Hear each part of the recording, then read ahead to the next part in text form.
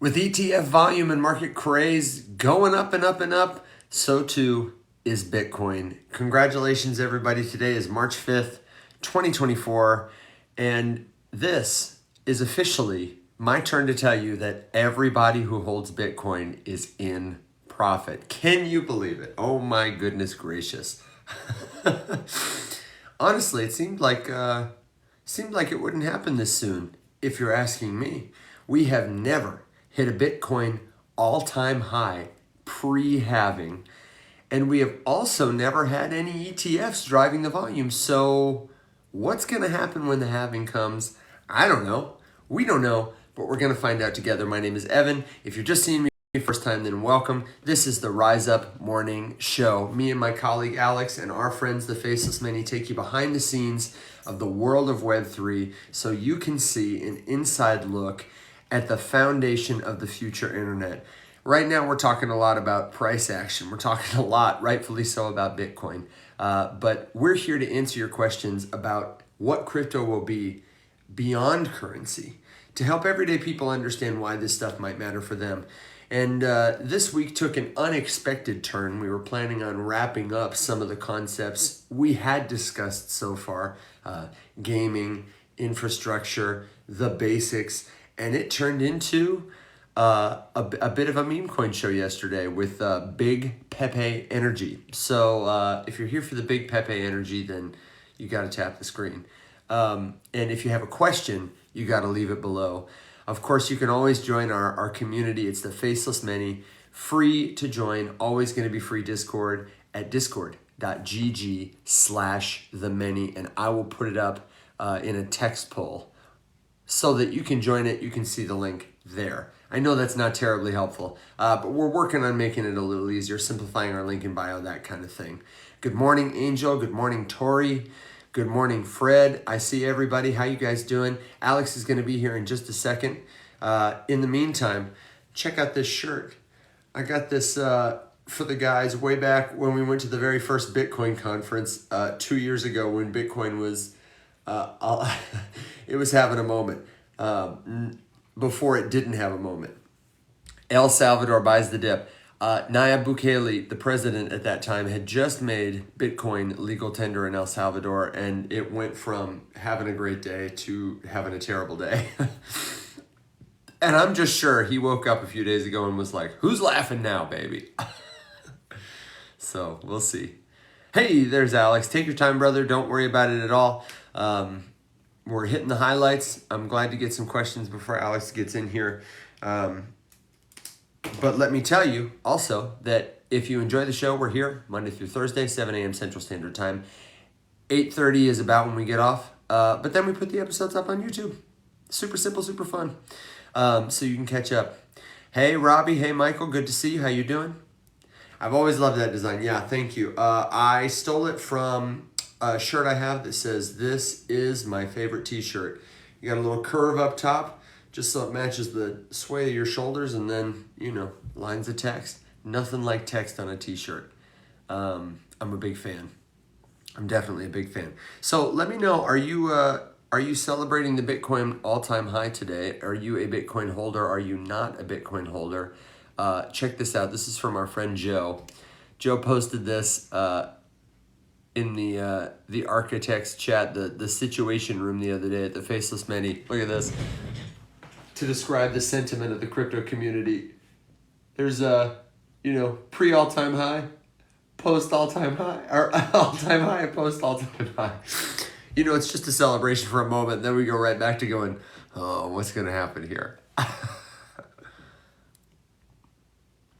Robbie wants to know, do we think that the halving might be a little less red this time around? Honestly, and this needs to come with a disclaimer of, I have absolutely no idea. I think that right now, and when Alex comes in, we can probably break this down a little further. The on-chain metrics we're seeing indicate that there is more demand than there has ever been at this time in a cycle for Bitcoin specifically. If you weren't here when I said it a minute ago, first of all, we've got the ETFs.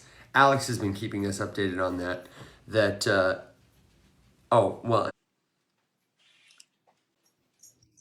Alex, man, how's it going? What's up, dude? Happy El Salvador today. All of that. Happy all-time high. We had Oh it. yeah. It was great.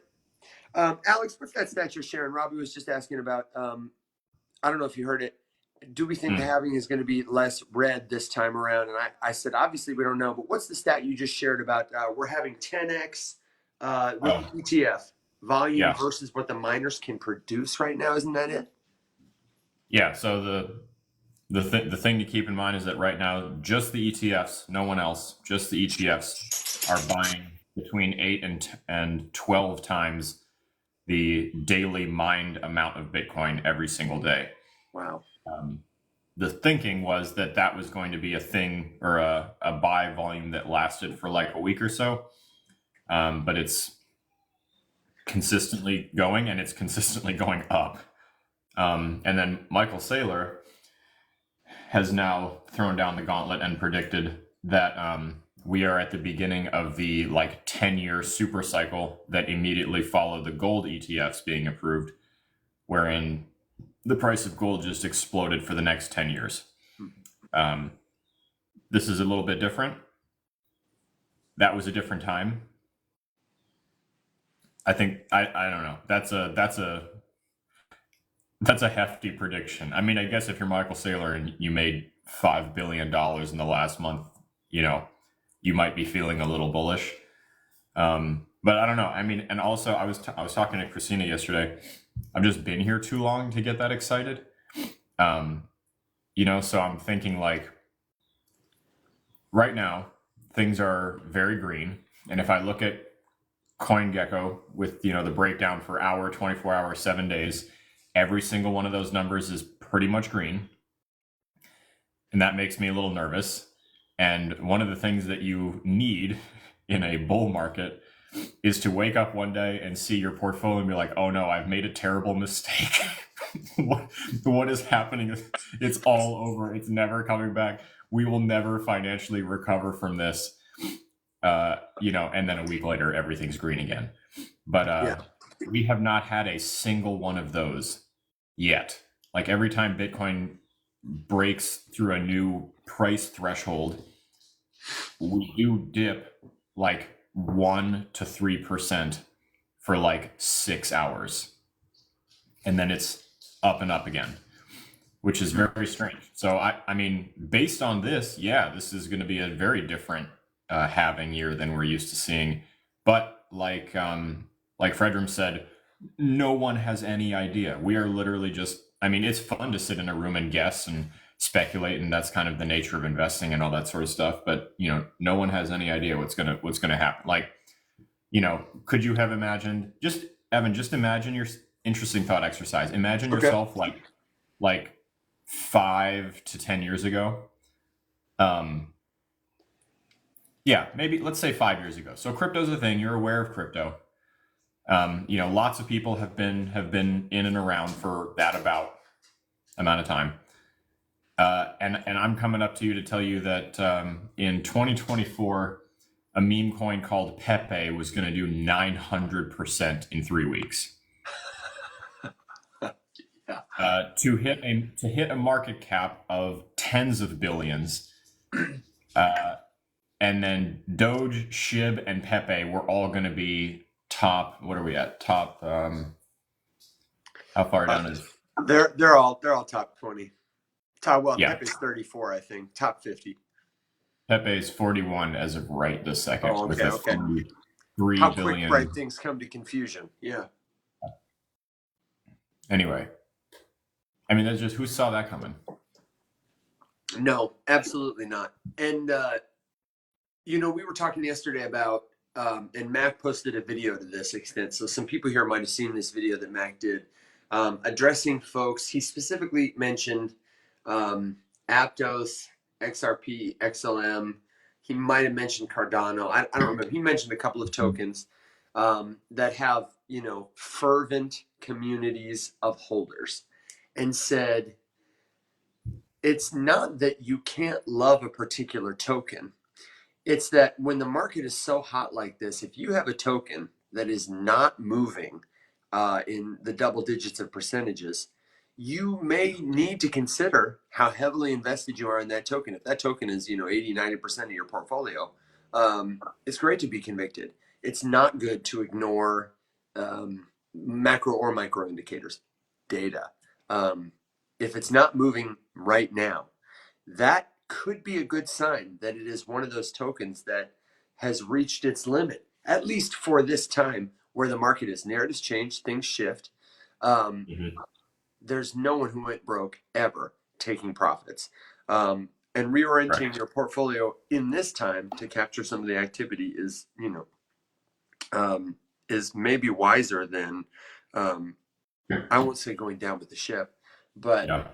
you know, and also I should say at this time it's tough to know. We're having a lot of FOMO here, watching something like Pepe go up, and we're thinking it's not going to go up anymore, and then what does it do? It goes up more. So usually this is the time when people are calling me and they're like, "Hey, you know about crypto? I want to buy Pepe," and I'm telling them it's too late. And now, I mean, Kim's first crypto was Dogecoin, and uh, and she's had it, for just a little while. But it was much cheaper when she bought it, and so earlier on in the week, I was like, "Huh." I said, mm-hmm. Sorry. I thought you barked at me. I'm sorry. Like, like a doge. And earlier in the week, I said to her, I said, you should take some profits on that. And she was like, no, I'm never taking profits on. I'm simplifying the conversation, but and it was only up like 37 or 40% then. Now it's up like 87. So it's like it's a tough time for everyone. It's an unprecedented time for everybody, and absolutely no one has crystal balls. But you're definitely going to see more people make predictions. If you told me that 5 years ago, I would say, well, probably just like that. Yep. And it's so funny because I think a lot of the narratives. What do you think about this one, Alex? We've had a couple people talk about what about altcoins? Altcoins seem to be lagging. I've heard people say that the spread among altcoins because there are more tokens in the market now, um, and maybe there's a little more liquidity here, but Mm-hmm. mostly it's the same people paying attention to different stuff. I'm Yeah. curious what you think about that. Um, whether whether you expect to see, again, this is such an unprecedented time for crypto, but for Bitcoin specifically, I feel like we just haven't hit the point in the cycle. I expect anybody who was here last time and fervent about, I don't know, Algorand, like, I don't think anything's necessarily changed for them. I saw that Near Protocol was like a slow gainer, but they've done a ton of marketing. They've done a ton of building inside the crypto community. I don't use them personally, so I don't have much of a dev experience on it. But I don't Same. know, tokens like that maybe have it, or Cardano is probably a good example. They're obviously not out of the infrastructure of crypto race, but they're not moving like SHIB or even like, I don't know, Arweave or Optimism. Um, Yeah. what do you think about that? You think, would you be surprised if I told you that, I don't know, 2 years from now we would see the momentum come back for tokens like that have already had a day in the sun? No. I didn't think so. Yep. Um, here's the no. I don't. I mean, the short answer is no, not at Yep. all. Right. I mean, the someone was asking yesterday, right, about the idea of narratives in crypto, and it's true. I think the way that you just described it is this is the same people trading different stuff. That's the best way to think about this. There's a reason that not everything is going to go on a 900% run because most of the people who are going to, buy into narrative A, B, or C, they're doing it one by one as the narrative is popping. So like right now it's memes. Yeah. People are going to make a bunch of money in memes and then they're going to be like, well, okay, the memes ran. Now I need to make even more money. What am I going to do next? So then you pick another narrative.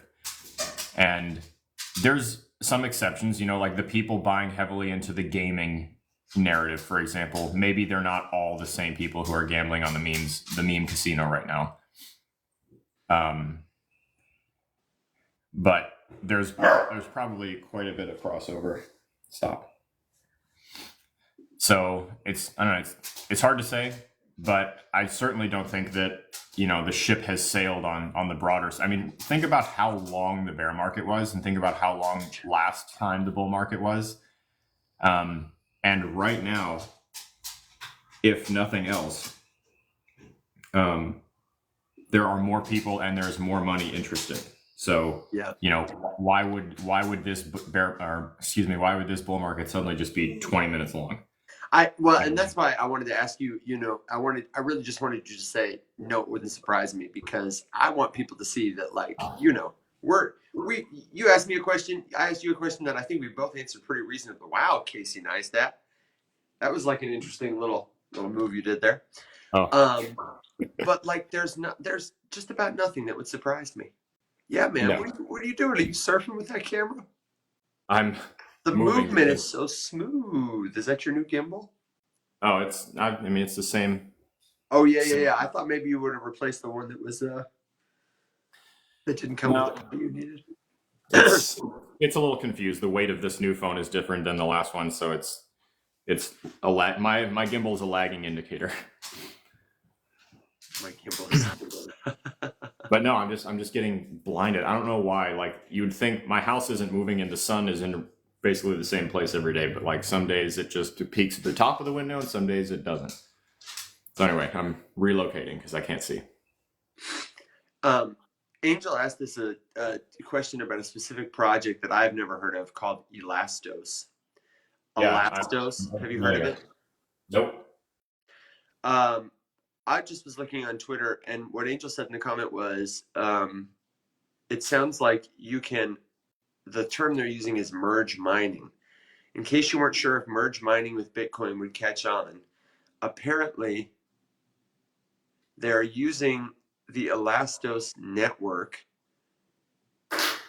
I'm not clear what's happening, but I guess April 12th, Elastos had 30% of the Bitcoin hash power securing its network. This is a meme, not a verifiable website, so I'm just reading information. Could be wrong. Elastos on April 13th had 33% of the Bitcoin hash power securing the Elastos network, making Elastos one of the most secure blockchains in the world. I don't understand from this where I would go for good information. Like a lot of crypto, it looks like they have a community. It reminds me of Core DAO, because they're calling themselves Elastos DAO. It's a lot of memes. Angel, can you give me an official website? Elastos.org, Elastos info. It's org. Is the website? Yeah. Got it. Elastos on Twitter is Elastos info, where everything is smarter. Merge mined with Bitcoin creates a user-controlled #smart web. Our recent innovation is a Bitcoin layer 2 protocol, which would be pretty exciting. That is a movement, I will tell you, that really started in the last bull run. In 2021, everybody was talking about how to scale Bitcoin. The big idea was the Lightning Network, with Jack Dorsey talking about it, Jack Mahler talking about it, Kathy Wood was talking about it. And I feel like a lot of those people have been building with their heads down. Some people built some stuff on top of Bitcoin, but I feel like we're just now starting to see ordinals come to fruition. That was a big thing. A lot of people are talking about Bitcoin L2s, still talking about Lightning. And I don't know if there's any other notable ones, Alex, but I think Bitcoin infrastructure is going to be a narrative that continues to get a lot of play. And it looks like companies like Elastos are capitalizing on. Mm-hmm. Are you seeing anything on their website that's a red or a green flag? I still don't understand what it is they do. But I'm looking at Twitter. Yeah, I'm not finding exactly what it is, but we're getting there. I like this first sentence. Here's a quick lesson for you. If you're trying to pitch or you're trying to teach and you're in crypto, you don't need to start your first paragraph with this waste of breath. Elastos is a decentralized peer-to-peer economic infrastructure powered by blockchain. That's the most redundant sentence I've ever heard in Web3. You don't need that at all. All of that, one, isn't true, and two, goes without saying. Of course, you're supposed to be decentralized. Of course, it's peer to peer. That's the nature of blockchain. Of course, it's on a blockchain. It's a blockchain. Of course, it's economic. That's what we're all doing here. I don't know. It's being a little bit too harsh, I think, because pretty much everybody starts that way, including the good projects. It just bothers me. I'm emotionally ready to move on from show me a bumper sticker to just tell me what it is. Like, because everything is the same. We're all the same. I get it. You're decentralized. You're a peer-to-peer network, and you're using a blockchain. Phenomenal. I know that because you have Web3 in the title. Like, tell me something about it. And I am through the first paragraph, and I've learned nothing. I'm into the second paragraph. I've learned nothing. Third paragraph, I've learned nothing. I got a tweet that taught me something. This is the most informative tweet I've seen yet. It says, let's explain what merged mining is. Elastos has been merge mined with Bitcoin since 2018, which means that Bitcoin miners can mine BTC and ELA, Elastos token, at the same time without any extra cost or reduction in efficiency. When miners do this, they contribute their computational power, referred to as hash rate, to both networks simultaneously, enabling global scale blockchain innovations while maintaining, energy efficiency. It's core. It is core, and I'm not entirely sure how that's possible for it to be true. Like, either your computer is running two programs. I don't know if it's like just is it a fork of the network? It sounds like a core play. Yeah, I'm sure that they're based on this website. They're just doing a shite job of explaining it, and I don't know that this is the case for them. But in general, the idea here is that because we've seen projects doing stuff like this for years. This is nothing new. You remember Hector? And these guys have been doing it since 2018. Crypto Comics, remember him? Yeah, Hector. Yeah. He was working on some sort of an NFT related project that was supporting minting via it was like fractionalizing and minting Bitcoin's hash power or something. It worked the same way. Basically, the idea here is that a lot of energy and a lot of power and a lot of computing strength is going into hashing the Bitcoin algorithm on a daily basis. And so you can basically like lamprey other shit onto that computing power and get it to also do other shit at the same time. So the amount of power that it takes to validate and verify Elastos or Core or whatever the hell is like minuscule compared to Bitcoin. So, just like siphon a tiny bit of Bitcoin's energy off into this thing. And then reward the miners who agree to do that with this thing as well. It's a side chain, and Mint Layer is the same thing, Robbie. I would have to look up and remind myself. That one I've actually heard of, but as far as I remember, it's supposed to be the same thing. It's supposed to be like a layer 2 for Bitcoin kind of thing. But I'll pull it up here and give you a better answer. Yeah, I'm like Alex. I heard of that one, and when I saw you say that, I've pulled up an article that says how Mint Layer adds value to Bitcoin. And this is from a section on their website called the Academy. It's a layer 2 scaling solution built on top of Bitcoin that will bring benefits like the ability to use native Bitcoin. The biggest problem Mint Layer solves is offering Bitcoin holders the ability to access DeFi and other applications without a wrapped token or a bridge.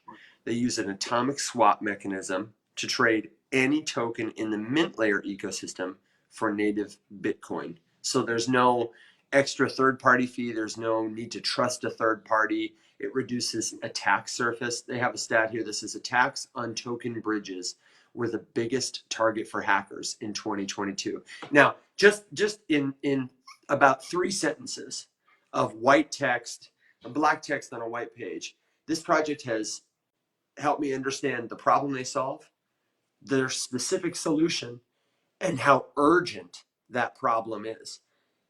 Attacks on token bridges were the biggest target for hackers in 2022. And then they give me like a linchpin. They say this makes mint layer more appealing to institutions and organizations that are already using Bitcoin. That was a really well constructed argument. I don't know who Aptos is or Elastos is using, but they could hire this person because Yeah. they sound like they might be kind of the same thing, but that sold it way better. It's quite simply put, that's just the difference between a project that's doing something and one that's trying to pretend that they're doing something to pump a price. That's it.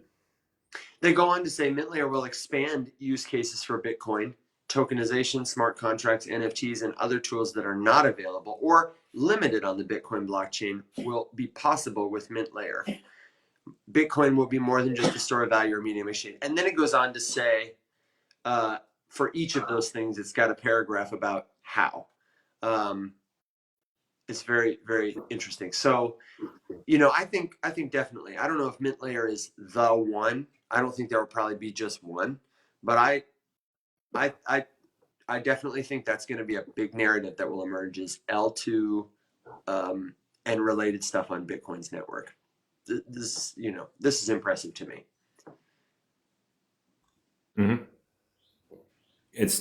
Projects of two different calibers. It's not to say that it's going to do well or it will be a winner, but it has a plan.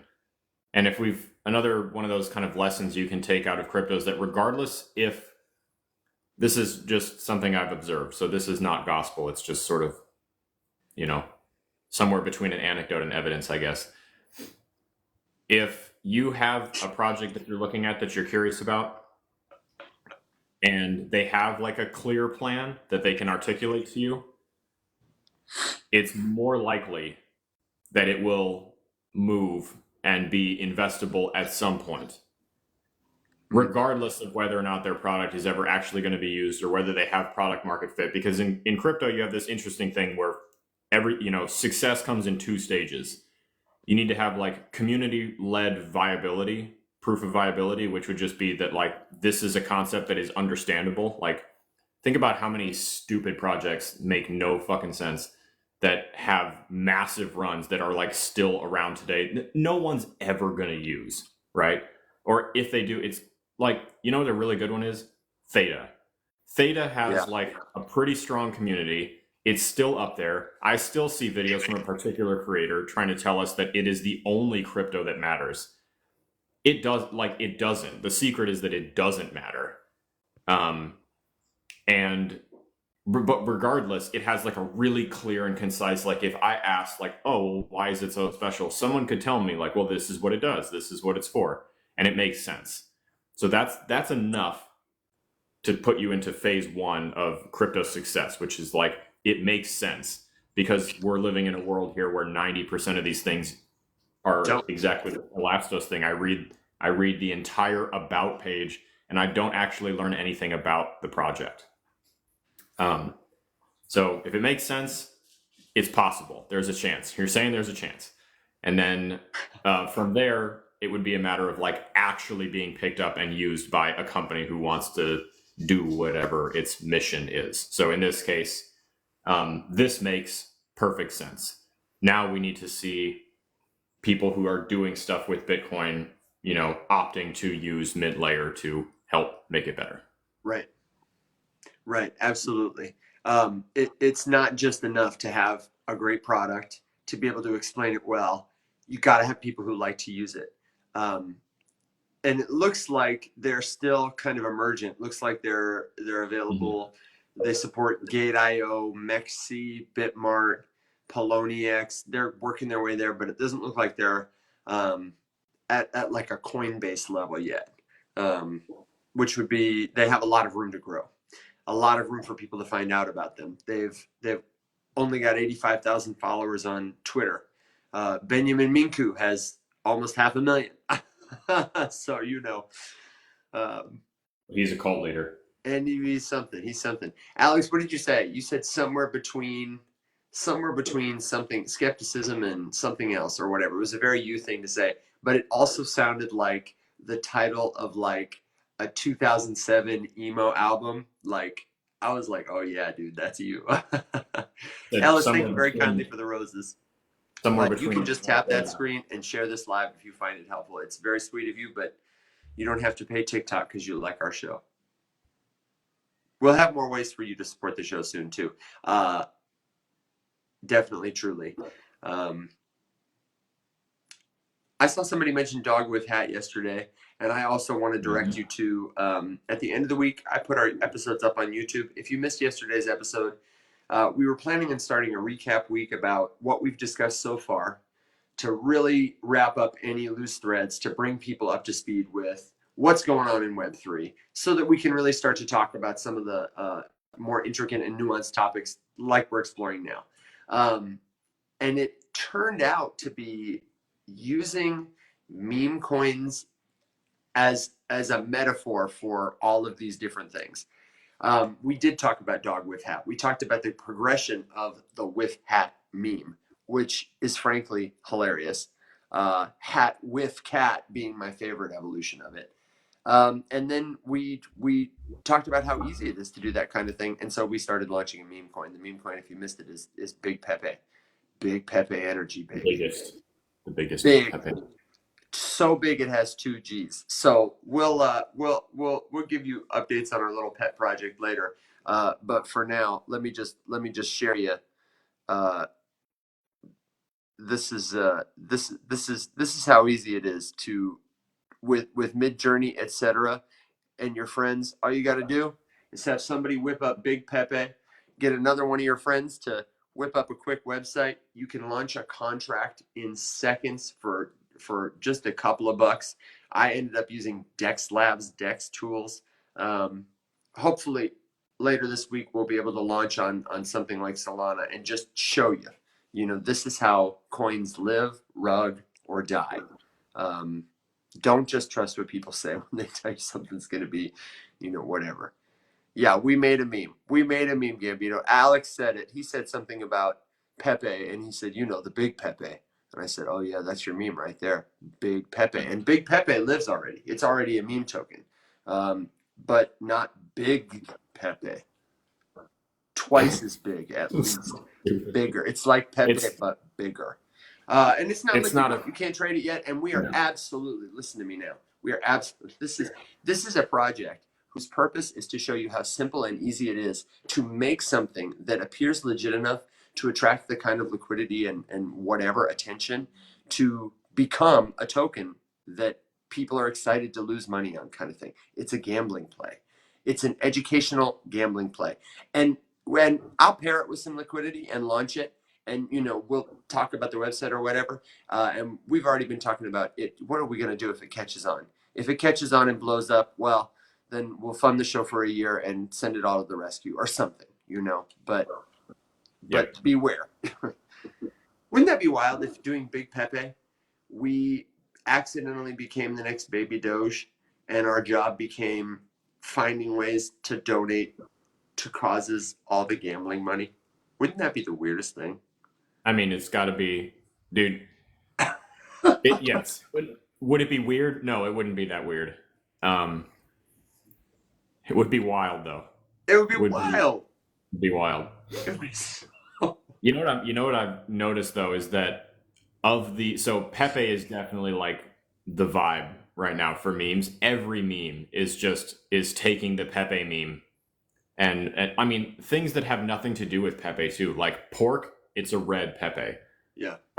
There's a couple other ones that are just blue or yellow Pepes, or there was one that launched yesterday or the day before, something called Chonk, and it was a cat or a yellow Pepe wearing cat ears, and it's just like that's just what is in vogue right now is the Pepe meme, which is funny because one of the like old NFT projects are these just series of Pepe cartoons. Mm-hmm.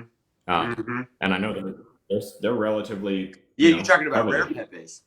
Rare Pepes yes. Are actually Bitcoin NFTs. Some of the original Bitcoin NFTs. We talked about this a little on the show before. You've heard about ordinals. That is a different sort of protocol. It used to be the very first protocol to distinguish one Satoshi or one Bitcoin from another. They were called colored coins. The idea was like, what if you had a quarter and you put a dot on it from a blue marker? You could tell them apart. From that evolved a couple of other ways to distinguish bits of information on the Bitcoin blockchain from each other. And some of the very first Bitcoin NFTs that ever became notorious or prominent were the rare Pepes. And you can buy them still. I have no idea what the floor price is. I think they are most actively traded among hardcore Bitcoiners, members of the Bitcoin community. I would love to collect one. I think it would be really cool. And obviously the meme has been extended a ton. We could dig into that if people wanted. But I was thinking, we were talking yesterday about everybody's talking in the comments about how you'd get aged overnight, or I'd shill it on Telegram for you. We can't encourage people to buy it. The legality of what we can and can't do it's honestly pretty clear. Our job is really just to put it in the world. Now, we did talk about how cool it would be, though, since we've got, anytime we make a token, we like to share it with people. How cool it would be. A lot of these tools make it pretty easy to collect wallet addresses. And before it becomes a liquid token, and without promising any kind of financial return, you can create a claim mechanism so people can get airdrops. And I was saying to Alex, like, that would be a cool use for the POAPs. We'll get some of the POAP holders some BIGGPEPE, or people who, join the email list or whatever. BIGGPEPE airdrop, baby. It's a fun mechanic. Yep. I mean, and that keeps us safe too. If we aren't out there every day telling people to buy it. We've wanted to do something POAP related. I had a meeting yesterday with another gaming crypto project that I'm helping out as an advisor, and they were asking about. I told them about the POAPs basically, and they were like, "Oh, well, how many total POAP holders are there?" And I was like, "It's a relatively small group," but I was going through all of them this morning, and first of all, Evan, I remembered from December. It was from 2022. It was the first time we did a POAP for the TFM Gala. Mm-hmm. We should 100% do something for those wallets, because there's like 17 or 27 people or something like that. Yeah, I remember that. But then the actual POAPs, just like from the show, they range. There are some where only 3 people picked one up, and then there are some that have like 45 holders. Oh, wow, really? Yeah, there's a few that are like up there, which is pretty cool. That's super cool. I mean, I think we definitely keep doing. I think it would be cool to cherry pick specific POAPs out too, and do stuff, for like a random one, or do a quantity based thing. Because are they all completely unique, or do they have any sort of unifying identifier? I would actually ask Dave this, because he might know the infrastructure better than me, and I see he's watching. If you can't type it in the comments, we can talk about it in Discord. But my understanding is each POAP is treated like a separate collection. And I, as the issuer, they have a way to track that, like who's the issuer email address kind of thing is what they use when you're issuing a token. And I have not personally seen a search by issuer function in the dashboard or anywhere else. Though, let me check, because they did introduce some new stuff recently. The Moments feature I was talking about is new. So who knows? Is that Zula? I can't tell from here. She's been staring at me for the last 15 minutes, and of course now I'm like, okay, say hi. She's like, no. And there's another one. And there's another one. And the boys are still sleeping. Yeah. Let me see what my admin panel on POAP says, because I would be interested to know. Also, folks like Robbie who said they've never received an airdrop, I say why wait? Go create your own. Explore the mechanics of it. It'll help make you. POAP is a great place to do it. POAP.xyz. Totally free. Send your friends tokens. That. I know we say it all the time, but that's going to be the future. I got a notice for an audition yesterday. I've had like 3 auditions this week. It's been great. But I got one yesterday that's supposed to be for some sort of car commercial. And they want you to do it like in the style of The Office or whatever, giving like you do a take of the script and then you do an improvisation. And the improvisation is supposed to be like a, hi, I'm, Chet, and I suffer from some kind of fictional car buying disorder. And I was thinking about relating mine to crypto because the joke that came to me was like, here's this like crypto obsessed guy who's just totally broke on paper, and can't afford a new car unless he can buy it with crypto. And the joke would be trying to explain it to them and failing and being like, crypto, it's uh, well, it's the future. No, Like something like that. dude, I think that'd be hilarious. Is this what like imagining someone walking into a dealership with 14 quadrillion pork tokens and trying to convince the dealer that like Yeah. yeah, that would be Absolutely. hysterical. Being like, well, sir, your credit score has failed and you don't have enough money for the down payment. Yeah, but like, let me show you this. Let me show you this. You see this? 2.5 billion pork. That's not worth much right now. You know what I mean? Like that kind of thing. It'd be like, what is it? I don't know. I think that would be a great character. The Hopi of guy. Try to trade your JPEGs for a car. Yeah, this one's super rare. It's got a gold crown. Oh my gosh. That would be great. Stephanie says, when you say Pepe, I think the Looney Tunes skunk. Yeah. Alex, have you heard of this project that Angel asked about, Raka? It's the one with that references Elon's mom, May Musk. No, I just pulled it up. I have never heard of it. I haven't either. Got a lot of followers though. It does have $105 million market cap. The question is, what's the liquidity? It's on BNB. Yeah, that's what it looks like. The couple of audits. Dude, coin market cap does not tell you liquidity, and it's very annoying. Is CoinGecko still down? I was not aware that it ever was. The app was down this morning, or at least it was down for me. I didn't do the update your app thing. It could just be me, honestly, truly. What's up? Working. Yeah, I definitely see. All right, well, let's look at Dextools then. Yeah, as you're pulling up Dextools, Bengi on the Move wants to know, is it too late to enter MOG? I don't know. I haven't seen MOG on the radar. There is $4.7 million of liquidity in Raka. Okay. I mean, that's enough.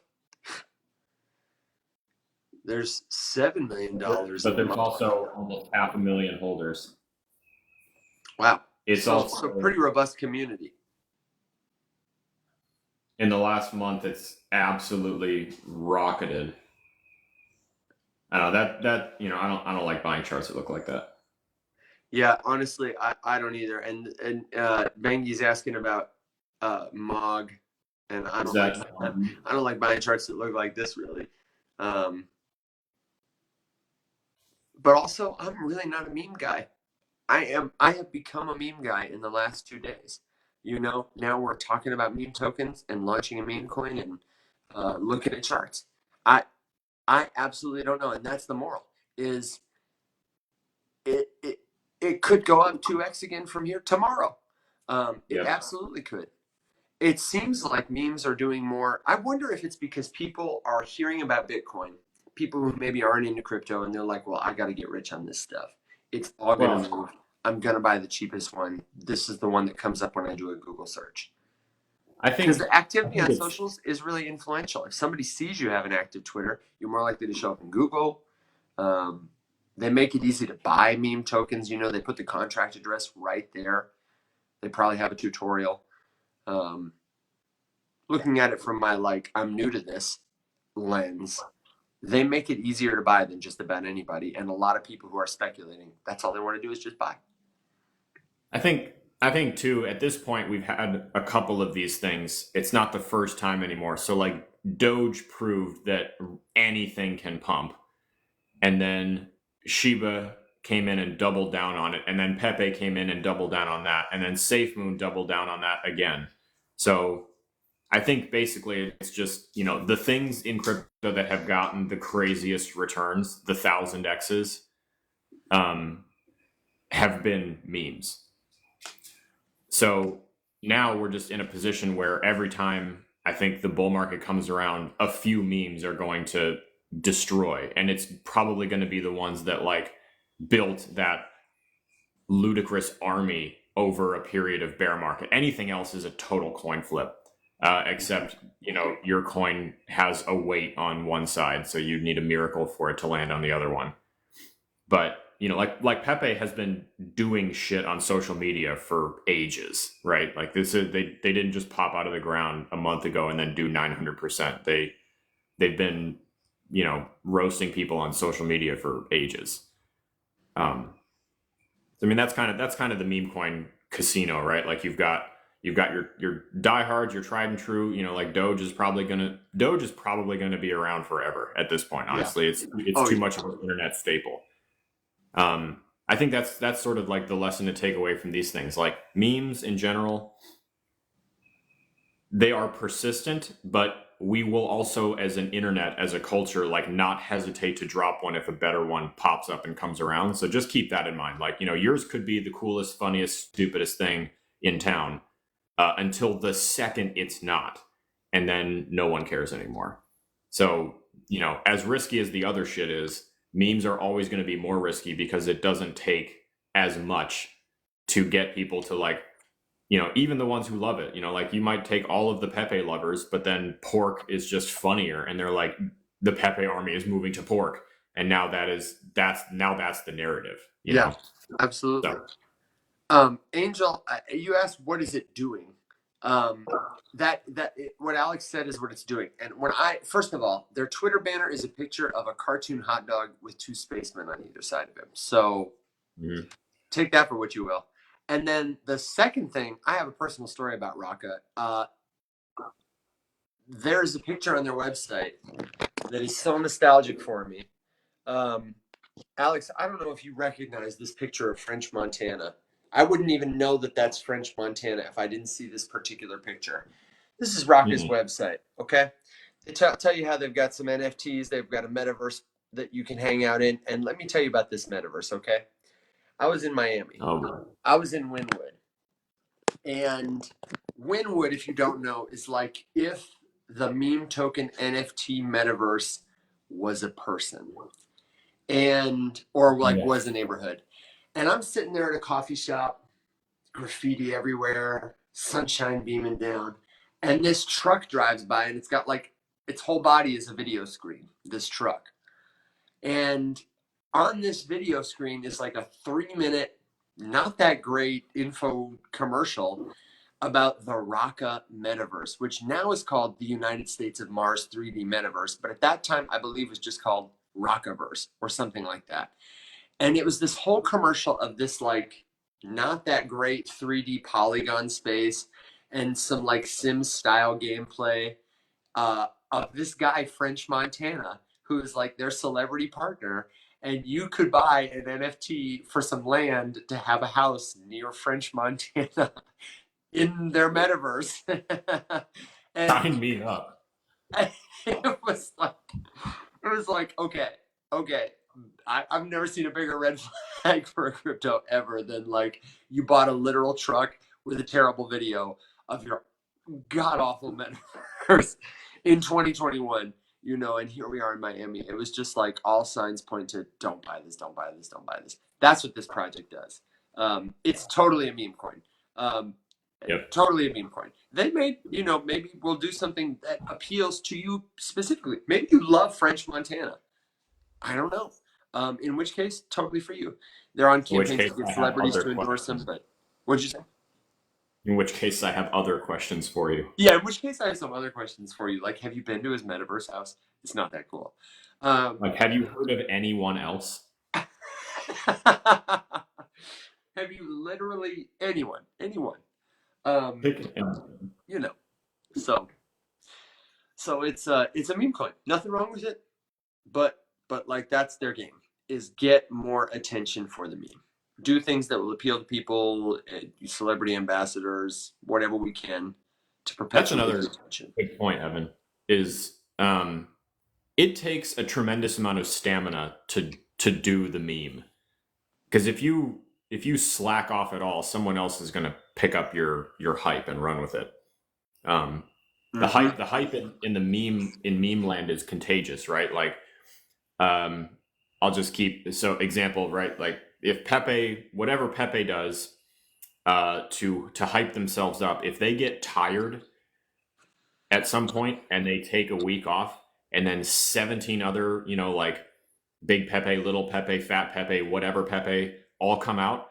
Those derivatives don't need to do as much legwork to churn up the froth because they already did it just by naming themselves after the hype thing, and then just being able to kind of pick up and start running. The baton has been passed from one to the other. However, I mean that's a good analogy for I think how attention works in memes. It's like a baton. Yeah. It's a baton, and the second it gets passed from one to the other, dude, the people from the first one will dump it. There are a few exceptions, but finding those, I think Alex Costa said it well yesterday. Finding those is not like finding a needle in a haystack. It's like finding a needle in a single haystack in a field with 4,000 other haystacks. You have next to no chance, and 99.99999% of the people who try are going to lose. So, just keep that in mind. It's all a straight gamble. Like, I mean, the other day there was a Solana meme that absolutely ripped, 1,000% gains in a week. And then every one of those people was like, okay, this one's next. And it's been completely flat. Like, hasn't done anything. So it's worth it to keep. You can think that it has everything going for it. So all of this just to say, yet again, do not bet the house on these things. This is one of those things that, like a slot machine or like a lottery ticket, throw $5 or $10 in it if you are comfortable with never seeing that $5 or $10 ever again in your life. And that's the way to play the meme coin casino. That's excellent point. Excellent point. Excellent metaphor. That's why we do a morning show together, and that's why you can ask us your questions. Like Alex and I are not here to pump anything up, to jerk you around, to tell you something we don't know. If we don't know, we'll tell you. If we do know, then we'll tell you that truthfully too, in a way that you can verify for yourself. We really try to do that, keep us accountable to it. If you got a question, drop it below. We've been here a while, built a couple things, broke a couple things, and maybe it turns out the real bull market was the friends we made along the way. We do have some good questions though below. Alex, am I rugging? No. Or is it just my video? Yep. You're good. I'm assuming, based on the fact that you can't hear me, that you are rugging.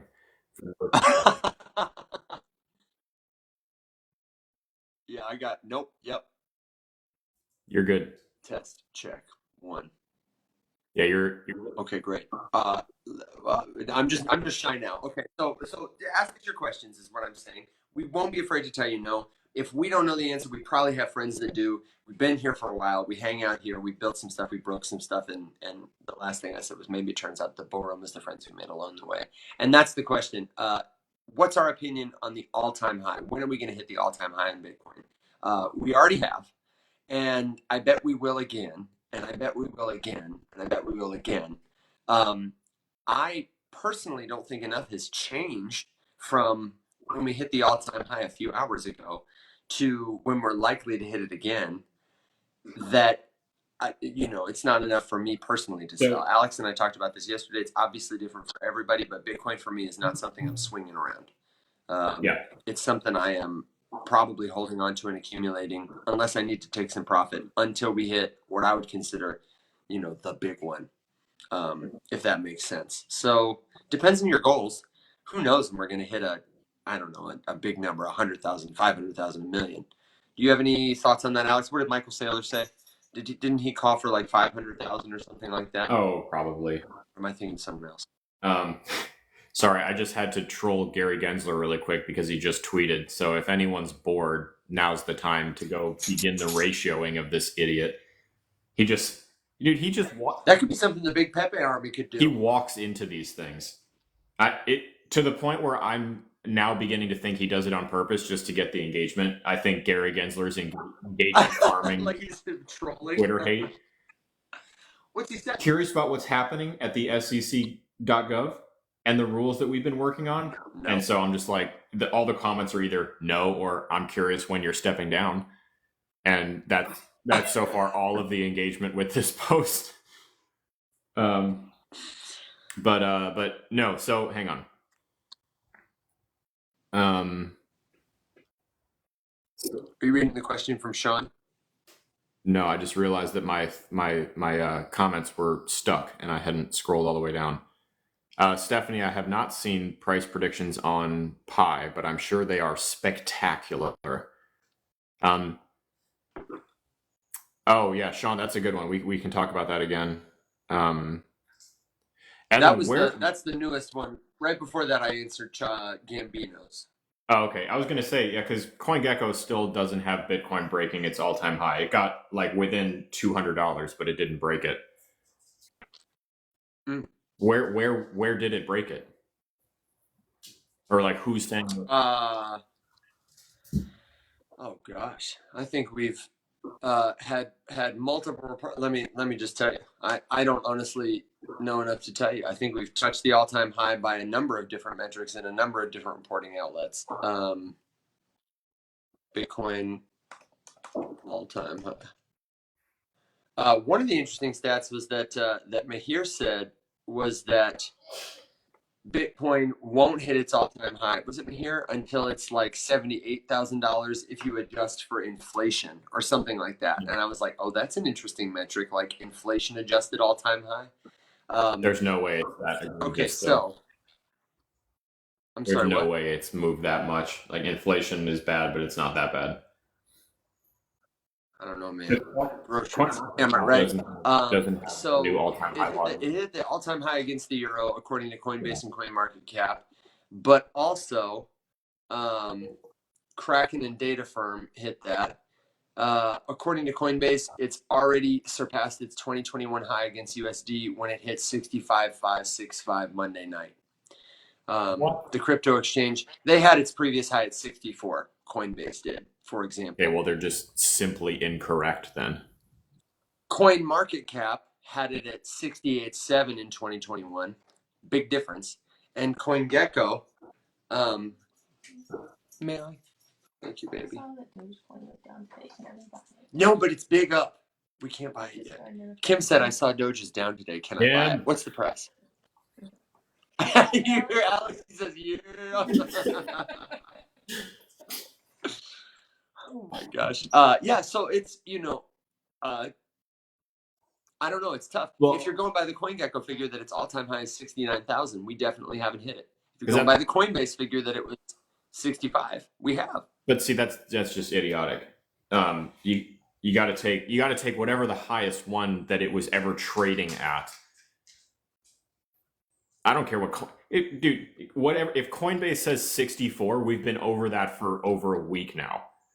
Like that. Are you going to take OTC trades into account for that too? Because I guarantee you there is an OTC where somebody's traded it for, I don't know, like, 100,000 or something one time. No, I don't care about OTC. I'm talking about like an accessible to anybody, public, centralized exchange, highest recorded sale price. Yeah. Because like. Yeah, then in that case, I would go with CoinGecko. According to this one, yes. I would need to do more research, but it's 69,000. Well, and that's what's interesting is that the CoinGecko API is notoriously not checking as many things as CoinMarketCap, for example, which is why it can lag a little bit sometimes. But they also aren't owned by the same people. Yeah, if you look at just compare and contrast the listed price on CoinMarketCap and CoinGecko at any given point, CoinGecko usually lags by a tiny bit. But then again, CoinGecko is also widely regarded as more accurate just because their API is not in the pocket of anybody potentially problematic, like CoinMarketCap is owned by whoever they're owned by, Binance. So it's something to remember. But I mean, even according to CoinMarketCap, The all-time high was 68,789, and at 9 p.m. last night we were 6,770, so shy by $19. So even that was pretty fucking close. And I mean, based on how these things have been going, we saw the pullback this morning at 3 a.m. when we dropped back down to 66.5 and then immediately came back up to past 67.5, and now we're going to range here for a little bit. And I don't know, it makes me want to make a prediction because of how this is all looking, which you could probably take what I say in the same vein as Jim Cramer. If I say this, then we're going to crash. So maybe this will be the catalyst that we all need for Bitcoin to correct a little bit. I don't know, but it seems like. Am I still down, yes. Alex? I know I'm going in and out. You're in and out. I feel keep going, but don't forget. Let's answer the question about Shoup, because I see we're getting a lot of comments to bring the chat up. But sure. It was Sean's question, because we answered it yesterday, but it was a really good question in this thing. Okay. Yeah. If I leave you, I'll come back. All I was going to say is that I feel like, kind of like what Robbie's saying here, I would not be surprised if we cross 70 this week. I feel like we're hot on track to cross 70 this week. There's a phenomenon in crypto that we could come back to, because we will hit a couple of these questions first, called price discovery, and that's basically where we're at right now. And price discovery is dangerous. That's the danger zone. So we'll come back to that though. So Sean's question is essentially, if people keep buying Shoup, millions of people buying millions of Shoup, and the price keeps going up, and then they all sell out at once, will there be enough in the pot to cover them? And I just wanted to refer him to what we said yesterday. At the end of the week, I upload all these conversations to YouTube. Yesterday's episode, we talked a ton about the most important, I would say, stat you need to look at when you are measuring the value of a meme coin, which is liquidity. Alex, you want to elaborate? Yeah. And just give them the too long didn't read? So, okay. If you'll direct your attention to the screen, pardon the dog hair. This is Shoup trading against wrapped Ethereum. We have a market. Hang on, do your screen again, Alex, because right now I just got me. Damn it. You. Why does it? I was like, that's not Shoup. Why does it do that? That's Alex. I don't know. There you go. Hello. Okay, there we go. Jesus. So this is Shoup trading against ETH. Market cap of just shy of 24.5 billion, but there's only $13.7 million of liquidity. So there's a slight discrepancy between these two numbers. $13.7 million of liquidity is how much there is available to be removed from the Shoup ecosystem if somebody wants to sell. So in a world where someone is holding enough Shoup to be worth $1 billion, they could not sell $1 billion worth of Shoup into $1 billion worth of ETH and then do anything with it.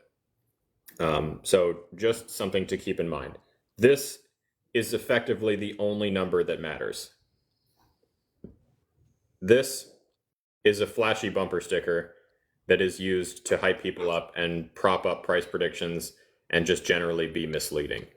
This number is the one that matters, because that is how much money all of these people together would be able to take out combined if they all wanted to sell. So quite simply, what would happen if everyone tried to sell their Shoup? It would break. It would break. No one would get anything. And that's really interesting. If you do the math, it looks like each person has contributed an average of about $10 to the token. So if all of the 1.37 million people just withdrew $10, the pot would go to zero, and some people would lose money. Some people would probably gain money. It baffles me that more, I'll say, influencers and educators are not talking about liquidity. I hear people talk about market cap. I hear people talk about supply, circulating supply, price. I almost never hear people talk about liquidity. And maybe it's because people are talking about bigger tokens where it's not such an issue. But Sean, if you're thinking about a meme token like that, um, that's what you need to look at. And stay tuned because our educational example, BIGGPEPE Energy, is coming soon. So, for example, just because it's kind of interesting, so Shib has a market cap that is 8 times higher than Pepe's, but they have 3 times as much liquidity as Shib does. Yeah, big deal against Ethereum. So that's another thing that's worth noting is that every single one of these here. Let me flip this again. Give me that visual aid again, baby. Alex is like just back and forth. All right. So, and this website is Dextools, by the way, Dextools. We were using it a lot yesterday as well. Great free plan. Okay, so Shib, this is the trading pair Shib and ETH. Excuse me, Pepe and ETH. You're good. We have a $3 billion market cap. Come here, Gimbal. Point properly. There we go. Thank you. But we have, $37.7 million of liquidity against ETH. However, if I come up here and I search for Pepe, we can see all of the other things that Pepe trades against. So, like, for example, Pepe also has a pairing with this meme coin, apparently. So it trades against Elon. So this is a different trading pair. This trading pair has a $470 million market cap, but there's only $464,000 of liquidity. So, and this is also a meme token, right? Elon, am I reading that right? Yes.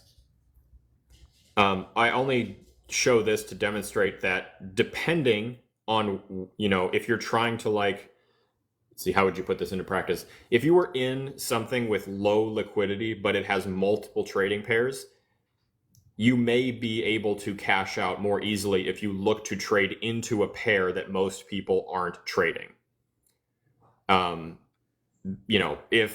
If the pair of Pepe and ETH got drained, if that liquidity pool gets drained, but you still have a lot of Pepe, you could theoretically trade it into a different thing, which also has a liquidity pool, and then trade that thing into the next thing.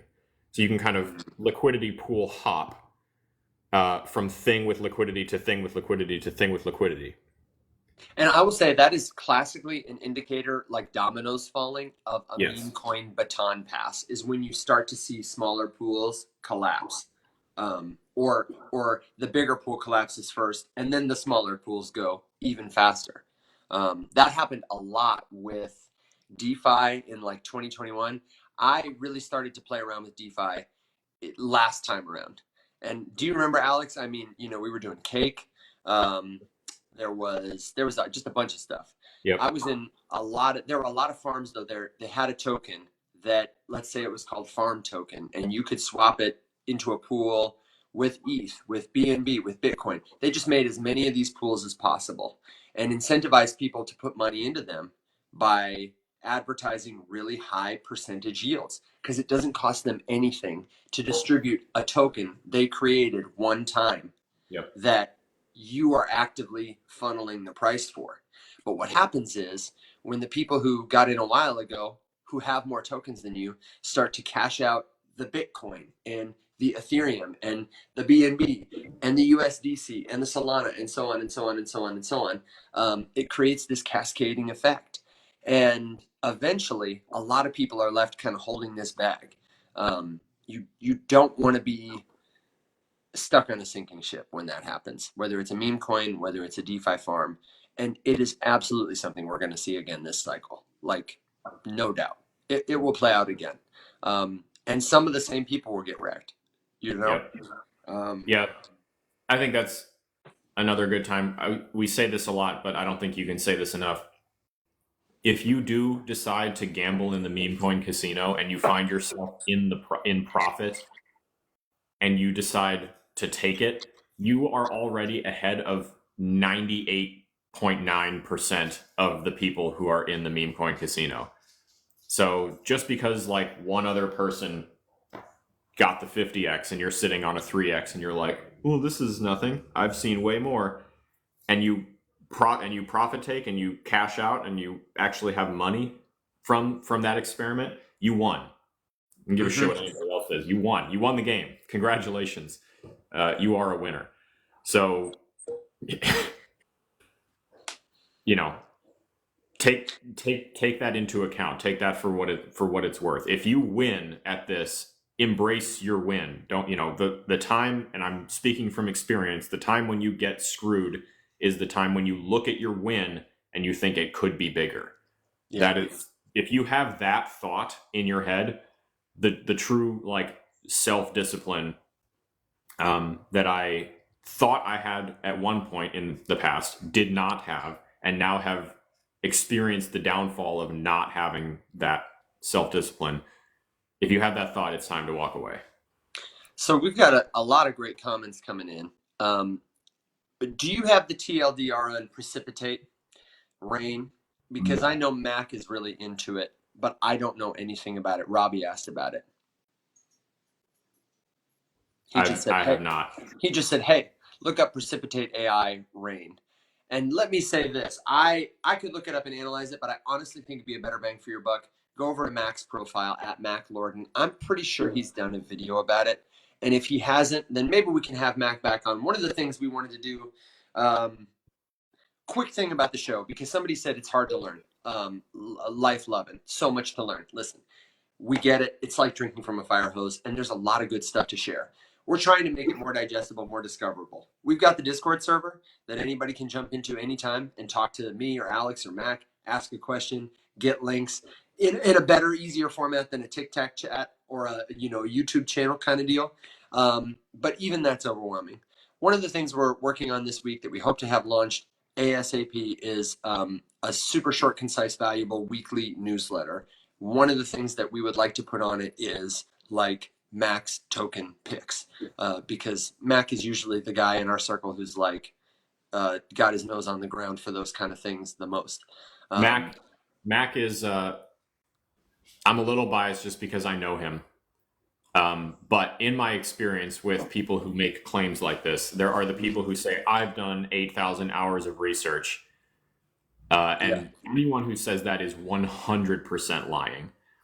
I don't think anyone can fathom how much time 8,000 hours is, but I swear to you, you have not done that much research into a cryptocurrency. That was the thing that made me laugh the most. The person who was making the case that Theta was the only one that matters was like, I've done 700 hours of research into Theta. I'm like, dude, their website has like 9 pages. You haven't done 800 hours of research into Theta. It's like a mediocre at best legacy crypto. There's not that much information about it. So those people are lying. I bring this up because Mac is someone who I know sits down and spends a couple hours every single day just like reading and trying to find, which narrative does he think is going to get hype next. And I think that it's a little bit more authentic because he's not like, this crypto is going to change the world. It's more like, this one is a narrative that can pick up some steam, and here's why this important person who's going to get behind it will catalyze, retail to do something about it. Yeah. Mac is a really good person to ask if you want to know what's going to make money. Honestly, like that's he's pretty focused on that. And just like Daniel just said here, if Daniel says he hasn't done that much research, then I don't think anybody has. Daniel's one of those few people who like actually knows what the code means. So if Daniel hasn't read 18,000 hours of research into why Doge Elon's sperm is the new world reserve currency, then I hate to break it to you, but that talking head on crypto Twitter with a mutant ape yacht club PFP hasn't done it either. Yeah. But I said, I don't know. I'm looking at the Rain website, the Precipitate website. I've heard people talk about it. I think, Robbie, you might have brought it up before too. It's not something that I'm able to look at and tell. It's a well-built website. It's not as great as that Mint Layer article we opened a minute ago where they immediately explained to me why I need it. Right. But, I'd be willing to sit. They make some claims here. I'd be willing to sit through. It looks like they've been around for a while.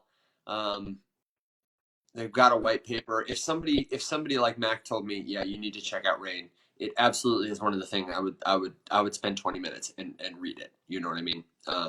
What is it you like about it, Robbie? Let me know that. And Alex, do you know this one at all? What do you know? I Yeah. don't know. It looks like it's kind of an infrastructure play.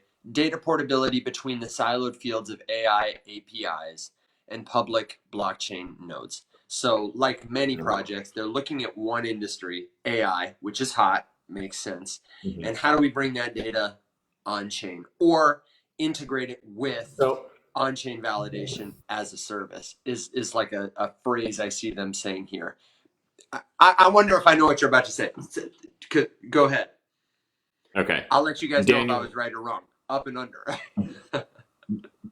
Daniel, correct me if I'm wrong. If you're still listening, whenever I hear a project described to me, the fact that like their utility is portability of data from like one piece of the internet to another piece of the internet, Yeah.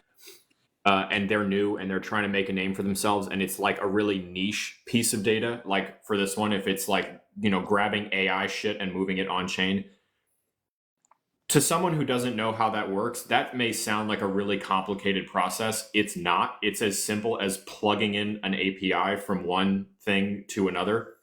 Um, and I always wonder to myself, why would this new one do anything if there are huge established protocols like Chainlink, for example, that are already just massively cramming, as many APIs together as possible.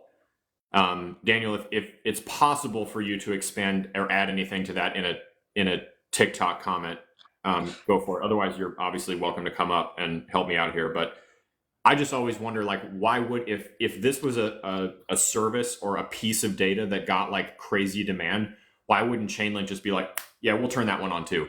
And now they do it already, and then they've completely negated the reason for your company and your project to ever even exist. That always just makes me nervous and sketched out about projects that are like, we can get this piece of data for you. It's like, yeah, cool, I can Google it and get it myself, or the Chainlink could just do it. But Daniel's a way better person to explain that, because I'm sure I butchered some piece of that explanation. Welcome to the show, Daniel. How you doing, man? Hey guys, I have like 10 minutes before my next meeting. But you are Perfect. you are correct. So like if the data is portable, right? The data they're trying to grab their data that they use for AI. So they go out and they gather the data, put it in their database, and then they train their models, whatever. And then they want it to be portable to all of the blockchains. That's just creating an oracle on each Yeah. blockchain. And I wouldn't be surprised if they're just using Chainlink. Yeah. Like a white glove thing. Yeah. Yeah, That is, I didn't even think of that. Marketing. That's a funny point. It's But Daniel, let me ask you marketing. quickly, do you think, I mean, there are lots of business models that depend on taking something that is too technical or too out of reach or inaccessible or general and then applying it to a hyper specific, I mean, the gaskets that go on your tire valve or whatever, somebody whoever invented that, they're taking a broad product and specializing it and sending it to auto parts stores. They're on a yacht somewhere. You know what I mean? Yeah, Yeah. yeah, So no, it's certainly a viable business model. yeah, 100%. I'm not saying it's just because it's not as here. The hard part there is creating the AI models and gathering the data, right? Yeah. If marketing people decided that saying it's portable is great for marketing, that's on them. Yeah, so it's certainly a viable business model. It's just a disconnect between the tech and the marketing side of the world, Got it. which is Well, and it's obviously, difficult. in the world of tissues, there's only one Kleenex. So I don't think it's particularly likely that, like you said, Alex, any of these are going to, just displace Chainlink. And I think it would be weird if all of them, blew up and got big. Nah, nobody's gonna displace Chainlink. No. Chainlink has too much data. No one cares that much. It's kind of Yeah. like it's like you just said. It's like Kleenex. Like no one gives a crap about a little bit better Kleenex. We just need the Kleenex. We just Mhm. need the Oracle. I just need the data for phone numbers. I don't need a better one. Yeah. Yeah. Yeah. Makes sense. Thanks for chiming in, man. I know you got to go quick, but do you have any other good jokes, words of wisdom, Big Pepe energy, anything? uh, go invest in some meme coins, but just know you're probably going to lose your money if you don't know what you're doing. That's for everybody. Yeah. And probably going to lose your money if you do know what you're doing, I would say. Yes. I recently lost a lot of money, and I'm pretty good at it. It sucks. It was like thousands of dollars, and I'm like, oh, damn it. You know. Like that. It does happen to the best of us. Well, hey man, thanks for coming on, and have a great meeting. We'll catch up with you later, and you're welcome anytime, man. And we always are glad to have you on the show. For sure. All right. See you guys. Bye, Thanks, brother. Yeah. The best and the worst Perfect of us. timing. Meme coins are a fickle mistress, you know. Yeah. Hey, real quick, can you explain for we had a question a while back, and it's too far back to scroll. Volume and liquidity. I want to help parse that out for someone because it is confusing when you see high volume and low liquidity. So, Alex, what's the difference? So the best way to think about it is that volume. Just remember that volume takes both sides of the equation into account. Sell volume and buy volume all contribute to overall volume. So we have cryptocurrency A. It has a market cap of $1 billion and there's $20 million of liquidity, but the volume is $35 million in the last 24 hours. That means that the sum total, the cumulative total of all buys and sells of that asset over the last 24 hours have totaled to $35 million. Not all of that was adding any more liquidity into the pool. Some of it was removing liquidity. So volume is a whole lot of up, down, up, down, up, down, up, down as people are buying, selling, buying, selling, buying, selling. Volume does tell you something incredibly important about the cryptocurrency, but it's really just an attention metric. It has nothing to do with like how much can you sell it for, or what do we think price is going to happen. There's all sorts of, this is now we're going to get outside of my ability to explain something. If we get into like all of the different indicators that can pop up on a chart, like this line crossing that line, making this dot show up on Market Cipher, whatever, all that bullshit. I would ask Kagan about that, and I can get Kagan to come on the show, and he would be a great interview to have. Honestly, truly, people would you could ask him questions that we would just twiddle our thumbs about. He's the equivalent of a scientist of the charts. Yeah, Jedi. But what I can tell you is that volume shows interest. It shows how much money is moving in and out, but it does not inherently affect liquidity. Because not everything that is being sold or bought is even going to be coming out of the same liquidity pool. If Pepe is showing $1 billion of trade volume in the last month, but liquidity is at 30 million, just remember how many trading pairs there are, and that we are now adding all of this buy and sell volume together to give you one number.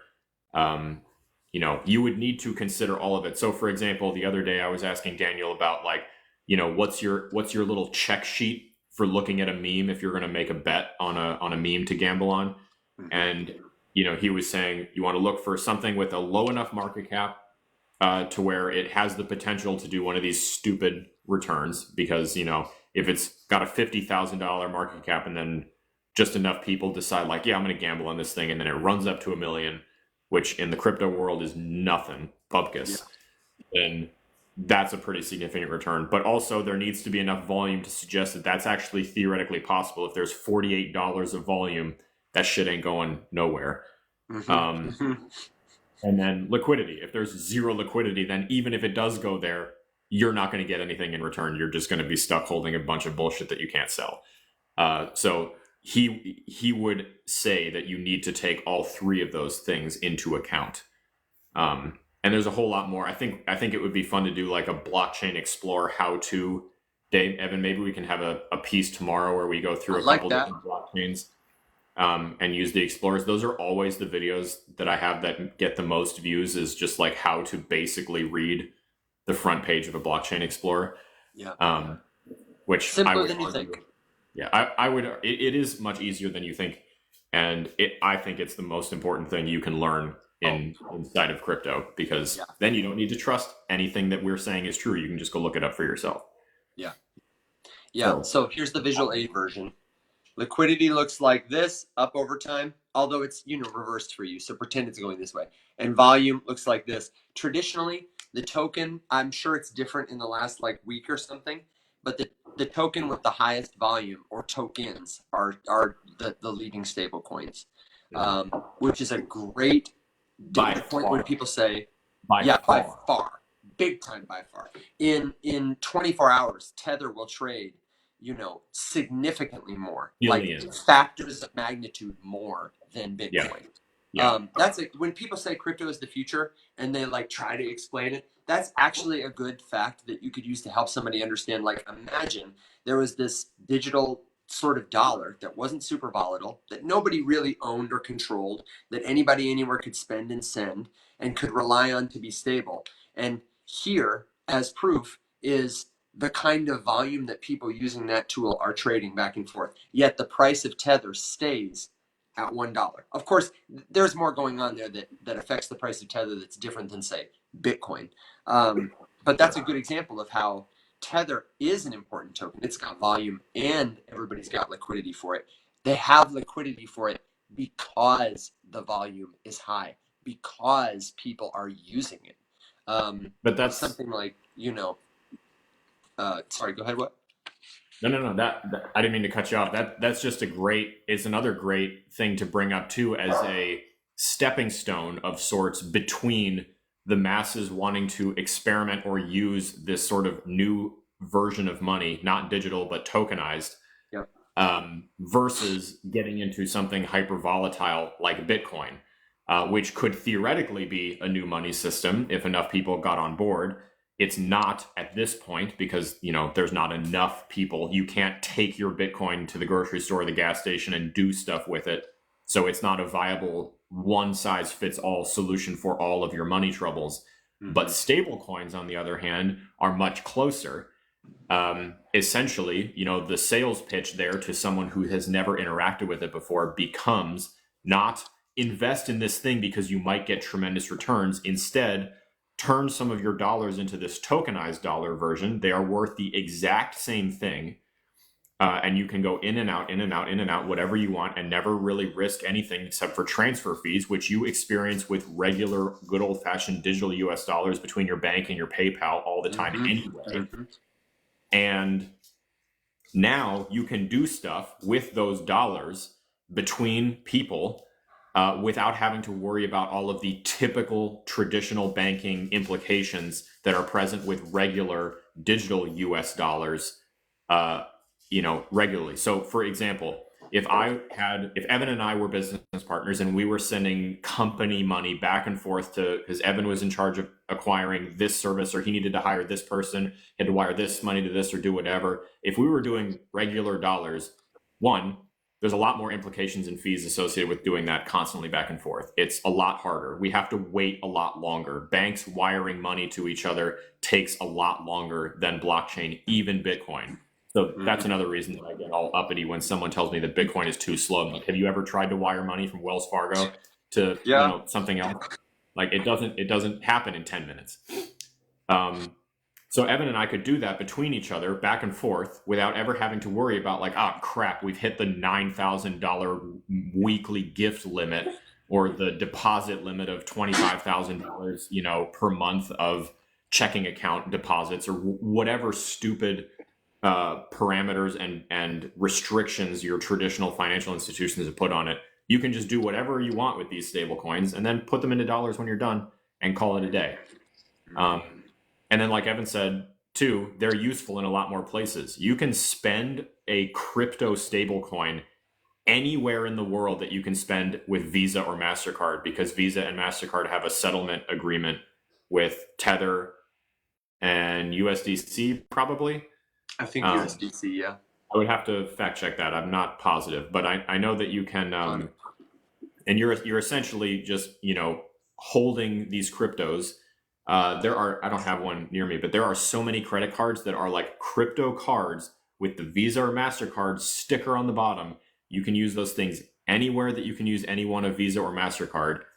And it will handle the settlement layer for you, but you can sit there and hold stable coins and then just, you can actually spend them at the grocery store or the gas station or at Walmart or anywhere that you would use your debit or credit card anyway. So it's a phenomenal like halfway point between wanting to toe dip into the space and hold something into cryptocurrency and be able to then get easier exposure to some Bitcoin or some Ethereum if down the road you decide you wanted to, mess with something like that.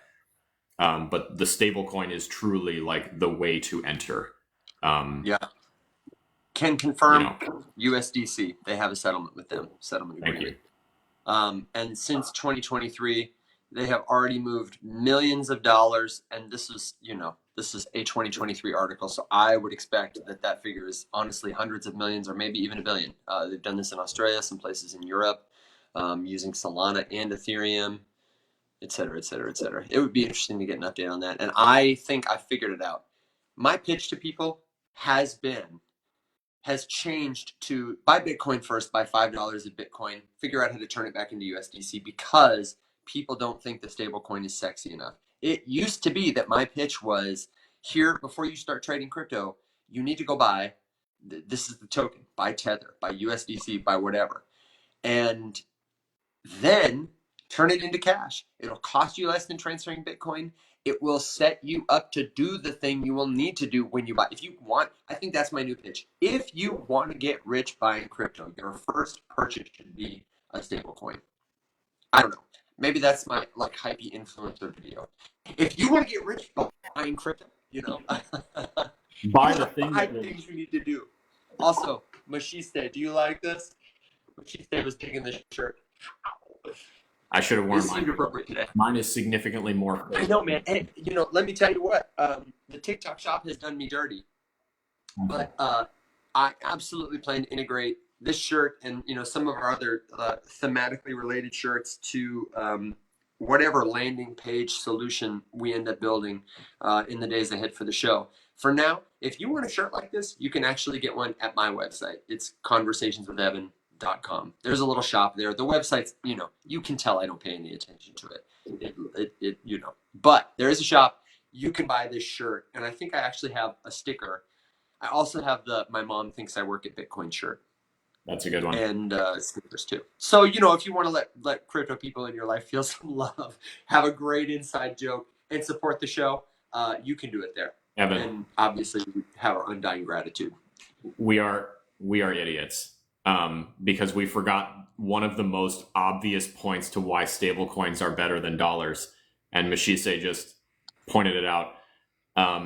You can earn so much more interest from these exchanges and these various crypto-friendly institutions holding a stablecoin instead. So where I have a savings account with USAA, and they pay me a whopping 0.015% annual APR. I know I just said annual APR. I heard it. I'm sorry. That's not what I was laughing at, but good catch. So on one hand, I have my bank 0.0. I'm not exaggerating. That is the actual interest rate, 0.015%. Or I can take USDC on Coinbase. Yes, dude, it's hilarious because not only does it not keep up with inflation, but I wish that they would just tell me like, hey, you are actively losing money every day that you keep it with us. That should be the slogan because that's accurate. But instead I could port it over to Coinbase or to Gemini or Exodus or any of these other institutions, wallets, whatever, and just hold it there instead. All of them have native swaps now too. So if you decide like, shit, I need it back in dollars to put it in my bank because I have to pay my mortgage or something, and my bank doesn't accept USDC for mortgages yet, you can do that pretty quickly. But in the meantime, you can earn 5+% instead. Why wouldn't you want to do that? There's even higher rates of return on cryptos, but of course the risk there is that you might wake up one day and the thing that you're earning 40% on is now no longer worth $5, it's worth 50 cents, in which case your interest doesn't really mean as much. So there's obviously an inherent risk to that. But Mishiste, great point. I cannot believe we forgot the interest point, but that's why we have you guys. Are you in the Discord, Mishiste? I wanted to tag you to thank you for something you shared the other day. You're always sharing helpful stuff, and you're really funny too. So thank you for being you, and thank you for being in the audience with us. Let me know if you have a Discord handle. Feel free to DM me. That was what my dad said. My dad said, yeah, he said on my Coinbase app where I bought my Bitcoin, it said I could earn 2% on my Bitcoin. And I was like, I remember my reaction was visceral. I've been in crypto long enough now that I was like, it's just 2%. You know what I mean? But he was like, wow, 2%? I was like, yeah, Dad, you're going to like it here. Oh, You know. Thank you, Angel. I appreciate that. Yeah, thank you for the like. Angel is always dropping the gifts in. It really is very kind. But you so don't have to gift us. It makes a bigger difference to us that you're here, you're paying attention, you're liking, you're sharing. Obviously, I love the gifts. I'm not trying to be an ungrateful person, but if you really want to support the show, get yourself one of these El Salvador shirts, or I'm telling you what, get yourself something. At this Treat point, yourself. Angel, just DM us because we should send you a mug anyway. Yeah, I still have one on my desk to send to Tori, who tried to order one from the TikTok shop at least 3 times. Why doesn't Tori have a mug yet? That's No, I have her address. I just have a note. I have a long note of things I need to do, and I'm over here with Alex and Daniel trying to launch BIGGPEPE Energy. That's my like. As we wrap up, I want to get everyone's feedback on this. So we talked yesterday. The meme coin is BIGGPEPE Energy, baby. Big, like Pepe, but bigger. And that's where we're going. Working on a cute little website. I launched the token yesterday. We'll have a liquidity pair so people can, and we will probably do some sort of, claim for holders and stuff before it's liquid. But I want to know, since we were talking to the rest of the Faceless Labs crew yesterday and kind of teasing them about what's coming. And I think we should tell them. And I was thinking maybe the BIGGPEPE Twitter account should just follow Mac and Mihir and Michael and Joe. But also, I don't know, or start liking their stuff or something. But, I don't want to have too many cooks in the kitchen. It would be really fun to just surprise them and be like, hey, guys, here it is. You know, what's your wallet address? Here's the airdrop. What do you think? And what does everybody think down below? We have to be legally compliant, so we're not going to tell you to buy it. We're not gonna advertise that kind of thing. This really is educational. We'll probably airdrop it to everyone. I'll probably put in a little liquidity, and then maybe some bots will drain it, or what? Who knows? Maybe the market will find it and it'll be great. But what do you think? Should we just spring it on them when it's done at the end of the week, kind of thing? Yeah. Daniel's got a little website. Yep. I mean, the whole purpose of this is to prove a point. To go through how easy we could hoodwink to do. Why you shouldn't take this stuff seriously, because in our spare time we're going to put this whole thing together, which is all anybody is doing with these things that are worth, like, don't kid yourself, nothing more than what Evan is doing right now went into the initial launch of SHIB or Pepe or Bonk or any of it. Like, it all was the same thing. It was all some guy wearing an El Salvador buys the dip shirt with his with his hair in a messy ponytail, just being like, all right, listen, bonk. It's so just, if nothing else, that's truly what it's for. But it is also funny. Yeah, so stay tuned. We'll have a lot of fun stuff for that you can learn with, play, and explore. And it won't have to cost you a thing but a couple minutes of your time, and we'll all enjoy it together. Maybe the bull run was the friends we made along the way. I'll keep saying it. What about you, man? You got any final thoughts, good jokes, words of wisdom? I just realized that we have almost 18,000 likes on the show today. Whoa! So thank you for everybody who's been putting in the thumb work. Yeah, my gosh. I wish we need to have better like incentives for us. Like, I don't know, like, am I going to go do some pull-ups now? Or like, like draw like a little smiley face, like a Pepe face on my chest? Evan does 5 minutes of exercise with his 5-gallon water jug every 10,000 likes. Yeah. Yeah, I've got it. I've got it resting over there by my germinating seed. Oh That's yeah, my I'm little not. workout corner. Got my That was jugs. not me being Got my facetious. plants. Evan, yeah. There's 3 things that Evan can do during a meeting with the whole group of people. It's like all of us are sitting at desks and Evan is hanging from his ceiling or curling a giant water jug or eating a bowl of soup. Or I've got my Uh, shirt off and I'm outside. Also or he's chasing ponies through an enchanted forest or something. Who knows? Listen, But man, it's always fun. It's always random. So think of stuff. If there's stuff the audience wants to see from us, I would do it. I'll be a fool for 20,000 likes. yeah, that is true.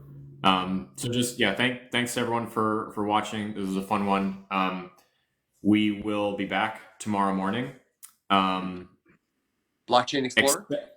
Expect by Thursday. So most likely during the Thursday show, Evan and I will get these couple new basic landing pages and places where you can look or add an email to a list or something like that up and running. So that next week we can start putting that stuff out there. There will be another POAP this week. So if you're paying attention right now, we are actively having conversations to start doing things with the POAP. So it is worth your time to download the free app and get one of these free POAPs. There is zero money associated with it. And from start to finish, if you have zero experience with blockchain, it takes less than 5 minutes to knock one of these things out. And who knows what we're going to be able to wrangle. It's my goal to get all kinds of shit going for the POAP people, especially since we have some people who have been holding a POAP from us for 2+ years. That's right. Nearly approaching 2 years. So the way to participate in the POAP drops is super simple. The very first thing you need to do is go to this website I posted here. It's poap.xyz, POAP. If you just type POAP or proof of attendance protocol, it'll come right up in your browser, and you need to be in the Discord. So I'm going to do this too real quick. I'm going to post this lame text poll. We're working on streamlining that too. This little text poll up here has a link to the Discord. If you don't know it, discord.gg/themany. Eventually, we'll make this a streamlined one-click email list, and we'll send the links out that way. yeah. But for now, we've got a super simple bot in our Discord where you click a button, you type in a secret word that we give out on the Thursday show that takes you to POAP. Their website allows you to just mint an NFT, and you can integrate your own wallet, or you can have them custody the POAPs for you. It's lots of options. It's super simple user experience, and they're always fun themed art from the show. It's just an easy, quick way for us to start building wallet connections. Some folks like Dave, Tori, Neil, I know Lisa have lots of our POAPs, and it's a real quick way to see when did you listen to our show, who's listened to it the most. It's our email list on the blockchain. It's our way of doing things, and nothing to go into the POAP interface and say, oh, this person got the first one. Well, let's airdrop them this discount code or this meme token or whatever. Just for fun. We can say to people in the world, hey, you like our audience? Well, these people are the most engaged followers of our show. They're savvy about crypto. They're smart. They'll give you good feedback on your platform. Sign them up for your airdrop or give them early access to your beta. That's the kind of thing we want to do with the POAPs more and more. Yeah. And if you have questions about that, I also put it in it's in our Discord, but it's also in the YouTube descriptions. TikTok, I don't have any space for it here. Alex, says the POAP spiel, God bless him. But if you want to read it, just go to our YouTube, Faceless Labs, check out the Rise Up Morning Show playlist, and you will see the first thing in every description is to claim your POAP NFT. Yep. Well, and I mean, the best example is that in the first time that we send out an email blast with the newsletter to the initial wave of people who sign up for it, there will be instructions, a link, and a claim code for that. We'll do a POAP just for that first email. Totally. So if you want to, if you're a little confused, don't worry about it. That first email will have the very simple list of instructions and a link where you can go and grab the very first one for your collection. I think we've done 46. I just looked this morning. I'm pretty sure I have every single one of them. So there's we'd have to compare, Evan. I actually think I've missed one or two. Never mind. You know, the only person who might have more is Dave. I think Dave has. Dave is so killer. He messaged me the other day. He was on like a Doodles call. I don't think he's even a Doodles holder, but he heard there was going to be a POAP there. And he messaged me. He's like, quick, the secret word is active for another 10 minutes. I was like, Dave, dude, you're a fiend. He said he wants to be, fun fact, if you follow Diber in our audience, he, has worked for Cisco Telecom for a while. And before that, worked for a company that was acquired by them and is really passionate about, like, how could we get POAPs on the moon? Next time we have a call with an astronaut on the moon, like, you're getting a POAP kind of thing, which is like, honestly, that's such a cool thing to prove. That's what they're for. It's exactly what they're for. Did you meet Bon Jovi? Did you go to the moon? Did you, at one time, were you the richest man on earth? Elon Musk, Jeff Bezos going back and forth? They should have POAPs for that. I don't know. So they're really good. Thank you everybody for being here. Thank you for the 1 million coins per POAP. I don't know if BIGGPEPE even is going to have a million token supply. I guess you're going to have to just find out. You're going to have to find out. Tori, I might have to take you up on the body doubling. I know me and Alex are going to be concertedly working on some of this stuff this week to really try and get it out to you. But we will be back tomorrow. Same time, 7 a.m. Central Standard Time. Same place, right here on TikTok. Good luck, good now, and until then, my friends, rise up.